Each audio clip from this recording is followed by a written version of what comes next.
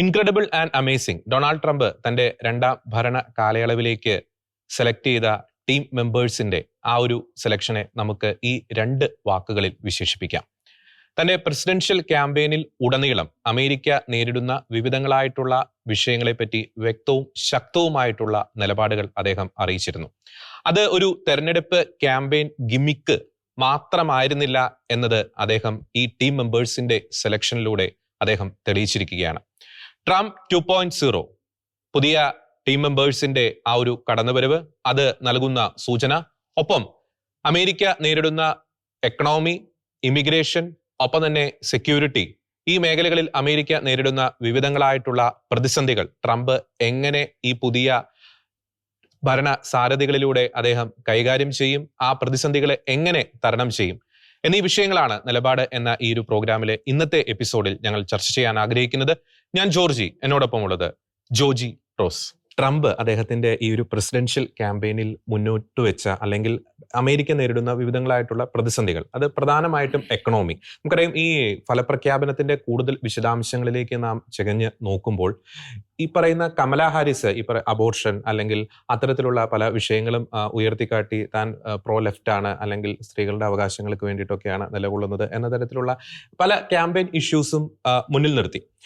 പക്ഷേ നമ്മൾ ഈ ജനങ്ങൾ അതിനോട് റെസ്പോണ്ട് ചെയ്തൊരു പാറ്റേൺ എടുത്ത് പരിശോധിക്കുമ്പോൾ തങ്ങളുടെ ദൈനംദിന ജീവിതത്തെ ബാധിക്കുന്ന വിഷയങ്ങളിൽ ആരാണ് സ്ട്രോങ് ആയിട്ടുള്ളൊരു നിലപാട് എടുക്കുന്നത്, അതിനാണ് ജനങ്ങൾ വോട്ട് ചെയ്തത്. ഏറ്റവും പ്രധാനപ്പെട്ടതാണ് ഈ എക്കണോമി, ഒപ്പം തന്നെ ഈ ഇമിഗ്രേഷൻ, ഇല്ലീഗൽ ഇമിഗ്രേഷൻ സൃഷ്ടിക്കുന്ന പ്രതിസന്ധികൾ, ഒപ്പം അമേരിക്കയുടെ ഈ സെക്യൂരിറ്റിയുമായി ബന്ധപ്പെട്ടുള്ള വിഷയങ്ങൾ.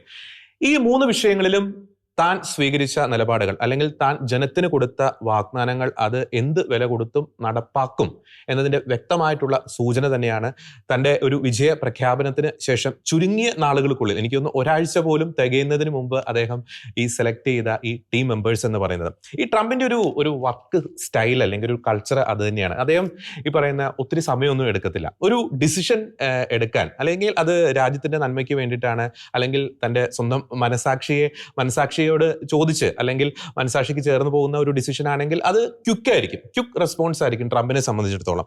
ആ ഒരു ക്രൈറ്റീരിയ അല്ലെങ്കിൽ അദ്ദേഹത്തിന്റെ ആ ഒരു ക്യാരക്ടർ ഈ ടീം മെമ്പേഴ്സിന്റെ സെലക്ഷനിൽ തന്നെ നമുക്ക് കാണാൻ സാധിക്കും.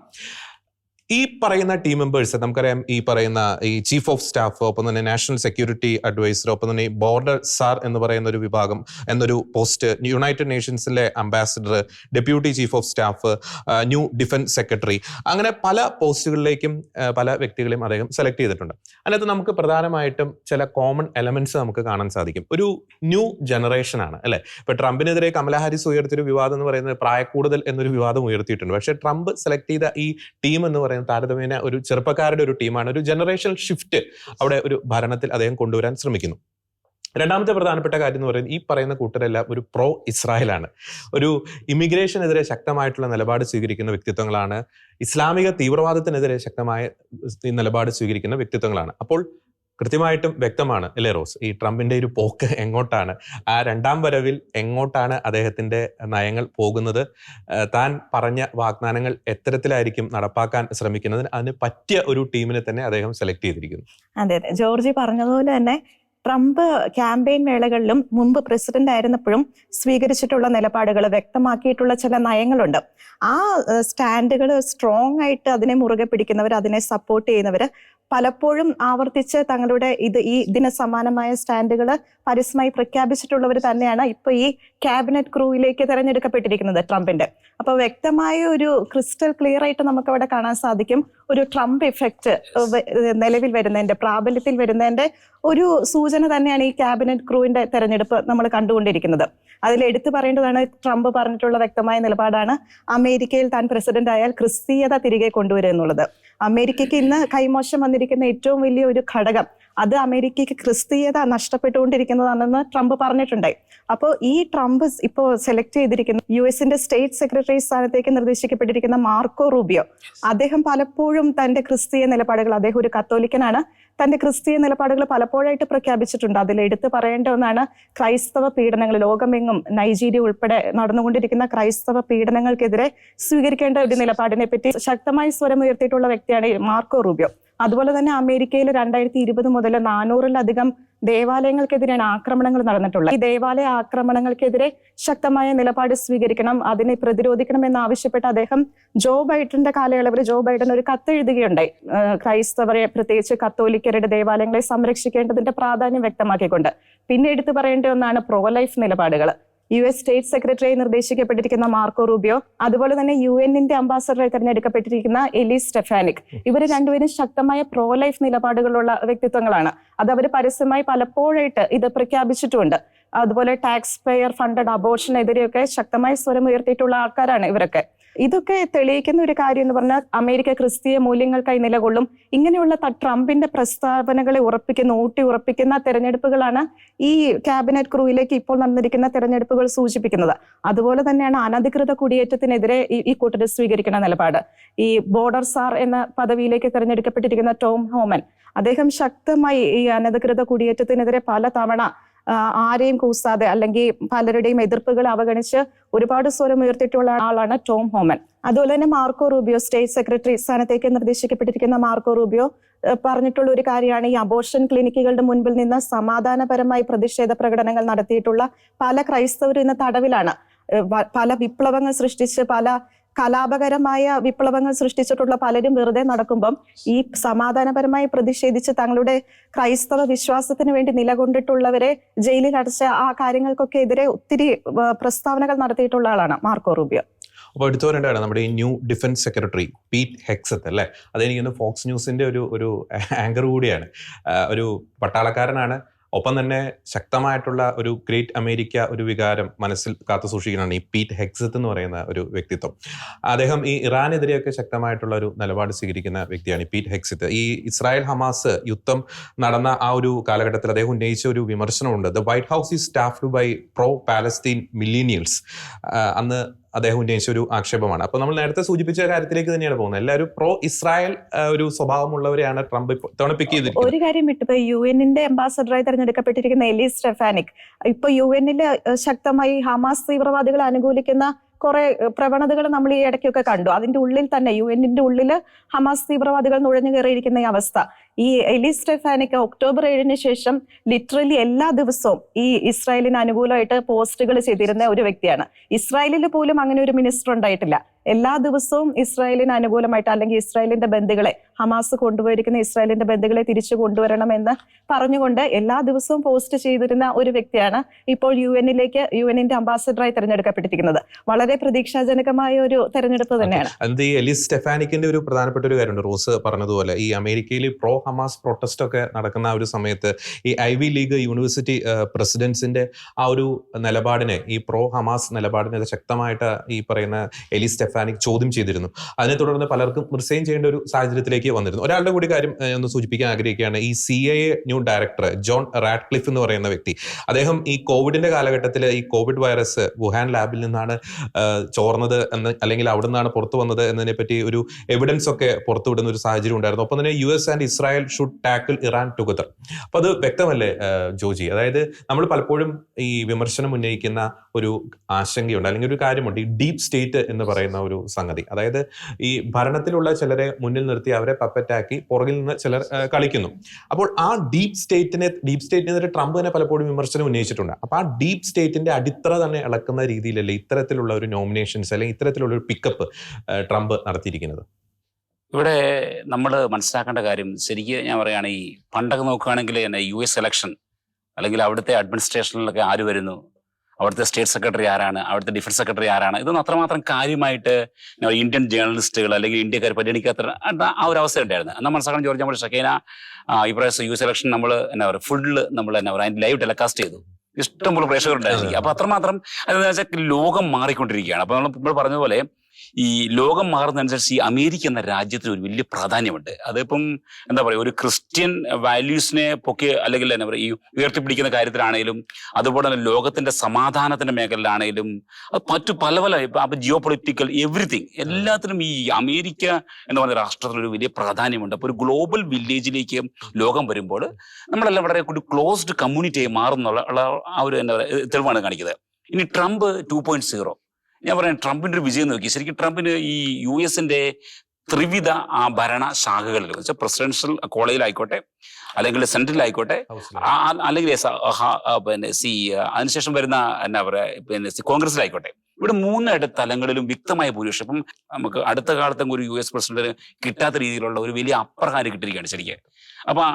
അപ്പൊ എന്തെല്ലാം കോലാഹലം ഉണ്ടായി.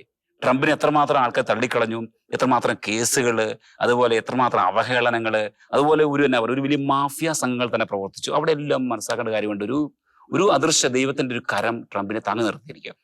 അപ്പൊ ഇപ്പൊ നമ്മൾ കണ്ട് എന്നെ പുതിയതായിട്ട് എലക്ട് ചെയ്യപ്പെട്ട സ്റ്റേറ്റ് സെക്രട്ടറി ആയിക്കോട്ടെ, അല്ലെങ്കിൽ UN അംബാസിഡർ ആയിക്കോട്ടെ, അപ്പൊ അങ്ങനെ മേജർ പോസ്റ്റിലേക്ക് വരുന്നവർക്ക് എല്ലാവർക്കും വ്യക്തമായിട്ടുള്ള ട്രംപിന്റെ ഒരു ട്രംപ് പൊളിറ്റിക്സ് ഉണ്ട് ശരിക്കും അവർക്ക്.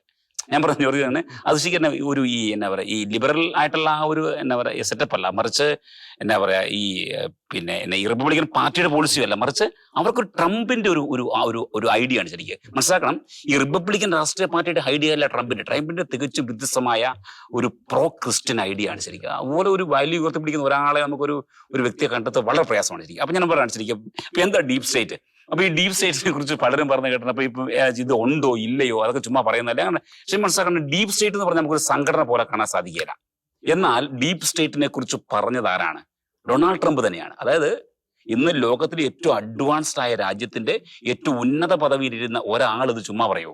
അദ്ദേഹത്തിന്റെ ഭരണ കാലഘട്ടത്തിൽ അദ്ദേഹത്തിന് വളരെ വ്യക്തമായി മനസ്സിലാക്കി. ഇപ്പൊ അതിനെക്കുറിച്ച് ഇപ്പൊ നമ്മൾ ഓപ്പൺ ആയിട്ട് കുറച്ചുകൂടെ പോവുകയാണെങ്കിൽ പല രീതിയിലുള്ള റിപ്പോർട്ടുകൾ നമുക്ക് വളരെ വ്യക്തമായി കാണാൻ സാധിക്കും. അത് ജോർജ് ബുഷിന് ശേഷം വന്ന ബറാക് ഒബാമ, ശരിക്കും എന്നാ പറയുക, അദ്ദേഹം ഭയങ്കര ഒരു പോപ്പുലാരിറ്റി ഉള്ള ആളാണ്, എല്ലാവരെയും കയ്യിലെടുക്കുന്ന ആളാണ്, വളരെ നല്ല പ്രാസംഗികനാണ്. പക്ഷേ അദ്ദേഹത്തിൻ്റെയുമായി ചുറ്റിപ്പറ്റിയാണ് ഈ ഡീപ് സ്റ്റേറ്റിന്റെ ഒരു വലിയ ആക്ടിവിറ്റീസ് അമേരിക്കയിൽ സജീവമാകുന്നത്, ലോകമെമ്പാട് സജീവമാകുന്നത്.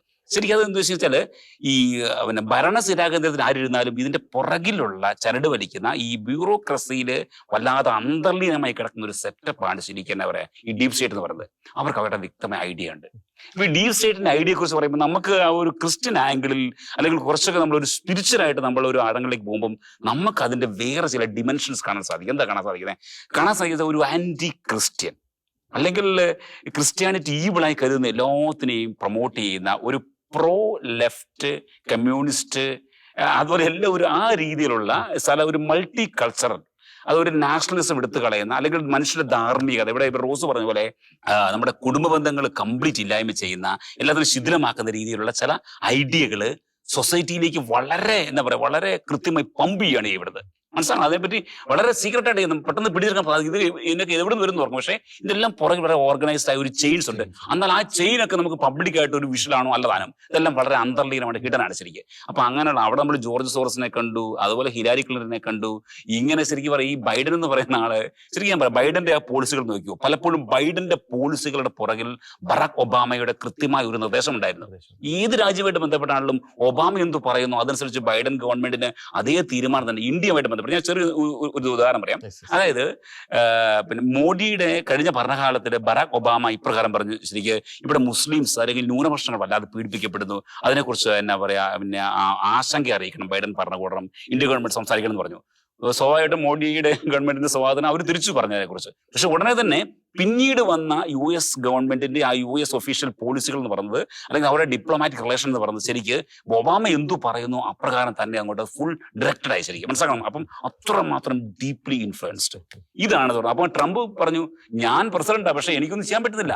കാരണം വെച്ചാൽ ഈ ഡീപ് സ്റ്റേറ്റിന്റെ ഇൻഫ്ലുവൻസ് ഇവിടെ ഈ അമേരിക്കൻ ബ്യൂറോക്രസിയിൽ വിവിധങ്ങളായ മന്ത്രാലയങ്ങൾ അത്രമാത്രം ഡീപ് റൂട്ടറാണ്. I am helpless. മനസ്സിലാവും ട്രംപ് ട്രംപിന് മോസ്റ്റ് അൺപ്രഡിക്റ്റബിൾ ആണ്, മോസ്റ്റ് ഔട്ട് സ്പോക്കൺ ആണ്, എന്തും സ്ട്രോങ് എടുക്കുന്ന ആൾ പറയാണ് ഐ എം ഹെൽപ്ലെസ്. അപ്പൊ അത്രമാത്രം അപ്പം ചോദിച്ചാൽ മനസ്സിലാക്കേണ്ട കാര്യങ്ങളെന്ന് വെച്ചാൽ ഇപ്രാവശ്യത്തെ ഈ ഒരു ട്രംപ് 2.0 ട്രംപ് ഇതിനെക്കുറിച്ചുള്ള വളരെ കെയർഫുൾ ആണ്. എടുത്ത് ഈ സെലക്ഷൻ കണ്ടറിയാം അവർക്ക് എല്ലാവർക്കും ഈ ഒരു എന്നാ പറയാ ഡീപ് സ്റ്റേറ്റിന്റെ പ്രവർത്തനങ്ങളെ കുറിച്ച് നല്ല ധാരണയുണ്ട്. അപ്പൊ ഇനി എത്രമാത്രം വളരെ പെട്ടെന്ന് ഒരു സിസ്സാർ സംഭവം ഇപ്പൊ UN അംബാസഡറെ തെരഞ്ഞെടുക്കപ്പെട്ട എലൈ സ്റ്റെഫാനിക് എന്ന് പറയുന്ന വ്യക്തി ശരിക്കും മനസ്സിലാക്കണം എന്താണ് ആ വ്യക്തി തിരഞ്ഞെടുക്കാൻ കാരണമുണ്ട്. കാരണം വെച്ചാൽ UN ഫണ്ട് പലപ്പോഴും പോകുന്നത് ശരിക്കും ഒരു ആന്റി സോഷ്യൽ എലമെന്റ്സിന് വേണ്ടിയാണ് പോകുന്നത്. അബോർഷനെ പ്രൊമോട്ട് ചെയ്യുക, അതുള്ള മറ്റുള്ള പല രീതിയിലുള്ള എന്താ പറയുക ആന്റി ക്രിസ്ത്യൻ വാല്യൂസിനെ പ്രൊമോട്ട് ചെയ്യുക. അങ്ങനെ മറ്റു പല ഇപ്പൊ ഞാൻ പറയും പലസ്തീനിലൊക്കെ ഫണ്ട് കണ്ടമാനം അവർ അവിടെ കോൺട്രിബ്യൂട്ട് ചെയ്യുന്നുണ്ട്, അത് ഹമാസിന്റെ ഇതിലേക്ക് പോകുന്നത്. അപ്പൊ ഈ രീതിയിൽ അപ്പൊ ഈ US-നൊക്കെ മനസ്സിലാക്കണം, ഈ നമ്മൾ UN എന്ന് പറയുമ്പോൾ അതിന്റെ മേജർ ഷെയർ എന്ന് പറയുന്നത് ശരിക്കും US ആണ്. അപ്പൊ US-ന്റെ ടാക്സ് കളക്ടേഴ്സിന്റെ പണം ഈ രീതിയിലുള്ള സമൂഹത്തെ ശിഥിലമാക്കുന്ന അല്ലെങ്കിൽ ആന്റി ക്രിസ്ത്യൻ എലമെന്റ്സിനെ സ്പ്രെഡ് ചെയ്യിക്കുന്ന കാര്യങ്ങൾ കൊടുക്കാൻ താല്പര്യമില്ല എന്നുള്ള ട്രംപിന്റെ പ്രസ്താവനയുടെ തെളിവാണ് ഇത്തരത്തിലുള്ള വ്യക്തികളെ സെലക്ട് ചെയ്തിരിക്കുന്നത്. ഇങ്ങനെ ഒരുപാട് കാര്യങ്ങൾ. അപ്പൊ ശരിക്കും ട്രംപ് 2.0 നമുക്ക് ഒരുപാട് പ്രതീക്ഷ വെക്കാം. അതിനകത്ത് ഒരു റോസ് നേരത്തെ പറഞ്ഞ ഒരു കാര്യമുണ്ട്, ഈ ഇവരുടെയൊക്കെ ഒരു ക്രിസ്ത്യൻ ഫെയ്ത്ത്. ഈ ഇസ്രായേൽ അംബാസഡർ ആയിട്ട് തിരഞ്ഞെടുക്കപ്പെട്ട മൈക്ക് ഹക്കാബി, പേര് അങ്ങനെയാണ് ഉച്ചരിക്കുന്നതെന്ന് മനസ്സിലാക്കുന്നു. അദ്ദേഹം ഈ അർക്കാൻസാസ് സംസ്ഥാനത്തിന്റെ ഫോർമർ ഗവർണറാണ്. ഈ അദ്ദേഹത്തിന്റെ ഒരു സ്ഥാനലബ്ധിയെ സംബന്ധിച്ച് അല്ലെങ്കിൽ ഇദ്ദേഹത്തിന്റെ ഒരു സെലക്ഷനെ സംബന്ധിച്ച് ട്രംപ് ഈ ട്രൂത്ത് സോഷ്യൽ പോസ്റ്റിൽ പറഞ്ഞൊരു ശ്രദ്ധേയമായിട്ടുള്ള വാചകമുണ്ട്. അതിനകത്ത് അദ്ദേഹത്തെ വിശേഷിപ്പിച്ചത് വിശ്വാസത്തിന്റെ നായകൻ എന്നാണ് വിശേഷിപ്പിച്ചത്. അതായത് വളരെ സ്ട്രോങ് ആയിട്ടുള്ള ഒരു ഇവാഞ്ചലിക്കൽ സഭാ വിഭാഗമാണ്, പക്ഷെ നല്ലൊരു ക്രൈസ്തവ വിശ്വാസിയാണ് ഈ പറയുന്ന മൈക്ക് എന്ന് പറയുന്ന വ്യക്തി. ഒപ്പം സപ്പോർട്ടർ ഓഫ് ഇസ്രായേൽ. അദ്ദേഹത്തിന്റെ ഒരു ട്രംപിന്റെ ഒരു പോസ്റ്റ് ഇപ്രകാരമാണ്: Mike has been a great public servant, governor and leader in faith for many years. He loves Israel and the people of Israel and likewise people of Israel love him. അത് വളരെ ഒരു പ്രധാനപ്പെട്ട കാര്യം. ഇപ്പൊ നേരത്തെ rose സൂചിപ്പിച്ച ഈ Homan, ഈ പറയുന്ന ബോർഡർ സാർ എന്ന ഒരു പദവിയിലേക്ക് വരുന്ന ഈ ഹോമാൻ, അദ്ദേഹത്തിന്റെ ഈ ഒരു സെലക്ഷനെ സംബന്ധിച്ച് ട്രംപ് പറഞ്ഞ ശ്രദ്ധേയമായിട്ടുള്ള ഒരു വാക്ക് ഇതാണ്: I have known Tom for a long time and there is nobody better at policing and controlling our borders. Likewise, Tom Homan will be in charge of all deportation of illegal aliens back to their country of origin. അപ്പോൾ വ്യക്തമാണ് ട്രംപിന്റെ നിലപാട് എന്താണ്. അതായത് ഈ അമേരിക്കയിലേക്ക് വന്ന ഇല്ലീഗലായിട്ട് വന്ന എല്ലാവരെയും ഡീപ്പോർട്ട് ചെയ്യാനുള്ള ഒരു നടപടിയിലേക്ക് ട്രംപ് കിടക്കും. അതിന് പറ്റിയൊരു വ്യക്തിനെയാണ് ട്രംപ് സെലക്ട് ചെയ്തിരിക്കുന്നത്. അപ്പോൾ താൻ എന്താണോ പറഞ്ഞത്, തൻ്റെ നിലപാട് എന്താണോ അത് തന്നെ വളരെ എഫിഷ്യന്റ് ആയിട്ട് നടപ്പാക്കാൻ കേപ്പബിൾ ആയിട്ടുള്ള ടീം മെമ്പേഴ്സിനെയാണ് അദ്ദേഹം സെലക്ട് ചെയ്തിരിക്കുന്നത്. ഒരു കാര്യം കൂടി പറയാൻ ആഗ്രഹിക്കുകയാണ്. അതായത് ട്രംപിന്റെ ഏറ്റവും വലിയ തുറുപ്പുചീട്ടായിരുന്നു, ക്യാമ്പയിനിങ്ങിലെ ഏറ്റവും വലിയ തുറുപ്പുചീട്ടായിരുന്നു ഈ എക്കണോമി. ഒരുപക്ഷെ ട്രംപ് വൈറ്റ് ഹൗസിലേക്ക് എത്തുമ്പോൾ തകർന്ന് തരിപ്പണമായിട്ടുള്ള ഒരു അമേരിക്കൻ എക്കണോമി ആയിരിക്കും അദ്ദേഹത്തിന്റെ കൈകളിലേക്ക് കിട്ടുന്നത്. അതെ, അമേരിക്ക ഒരു രണ്ടാം കട രാജ്യമാകുന്ന പോലും അവസ്ഥയിലേക്ക് എത്തിയിരുന്നു. അതായത് $35 ട്രില്യൺ അമേരിക്കയുടെ നിലവിലെ ഡെഫിസിറ്റ് എന്ന് പറയുന്നത്. അപ്പോൾ ഈ ഗവൺമെന്റ് എക്സ്പെൻഡിച്ചറുമായിട്ട് ബന്ധപ്പെട്ട് അതിന്റെ ഒരു കണക്കെടുത്ത് നോക്കുമ്പോൾ $6.5 ട്രില്യൺ ഒരു ഗവൺമെന്റ് സ്പെൻഡിങ് ആണ് വരുന്നത്. അപ്പോൾ ട്രംപ് ഇപ്പോൾ തന്നെ ഒരു പുതിയൊരു എന്താ പറയുക ഒരു ക്യാബിനറ്റ് പോസ്റ്റ് തന്നെ അദ്ദേഹം ക്രിയേറ്റ് ചെയ്തിട്ടുണ്ട്, ഡിപ്പാർട്ട്മെന്റ് ഓഫ് ഗവൺമെന്റ് എഫിഷ്യൻസി. അദ്ദേഹത്തിന്റെ ലക്ഷ്യം എന്ന് പറയുന്നത് small government, less bureaucracy, more efficient. അതിന് പറ്റിയ 2 ആൾക്കാരെയാണ് സെലക്ട് ചെയ്തിരിക്കുന്നത് അല്ലെ, ഇലോൺ മസ്ക്, ഒപ്പം തന്നെ വിവേക് രാമസ്വാമി.